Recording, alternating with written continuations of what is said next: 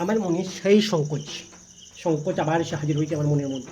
কিছু প্রশ্ন আমার এই মাথার মধ্যে ঘুরপাক খাচ্ছে, গটগট গটগট করছি। আর প্রশ্নগুলো আমি বন্ধুদের মাঝে করছি, দেখি। তাহলে বন্ধুরা, আমার মনের প্রশ্ন হলো এখন, জল জলই যদি জীবন হয়, তাহলে মানুষ সেই জলে ডুবেই কেন মারা যায়? কেন মারা যায় সেটা জানি না, কেন মারা যায়। তাহলে আর এখন একটা আমার কাছে প্রশ্ন আছে, কেউ রাগ করলে হবে না, বউ মেয়ে কেউ রাগ করলে হবে না। আচ্ছা, মেয়েরা যদি বাড়ির লক্ষ্মী হয়, তাহলে সেই মেয়েরাই ছেলেদের কাছে কেন আবার টাকা পয়সা চাই?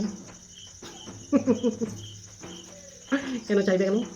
তারা নিজেরাই তো লক্ষ্মী, তারা নিজেরাই তাড়াতাড়ি করে নিতে পারে, তাহলে ছেলেদের কাছে কেন চাইবে? আর একটা অনেক দিন পর আজকে একটা সিনেমা দেখলাম, সিনেমার মধ্যে একটা জাম্প স্টোরি। ভাই আজকে সিনেমা দেখলাম পিকে।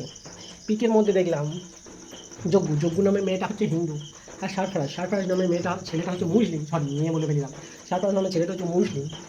তা যদি যজ্ঞ হিন্দুদের হয় আর সারফরাজ মুসলিমদের হয়, তাহলে তাদের বিয়েটা করার জন্য তারা কেন চার্জে গেছিল? ভাই ডাইরেক্টর কি করছিল? এটা এটা কি আমাদের মাথার মধ্যে এতদিন কেন ঢুকে নাই? আজকে আমার মাথার মধ্যে ঢুকে গেছে বন্ধুরা। তাহলে আজকে কি করি, ডিরেক্টর জানতে পারলে আবার আমাকে মারবে।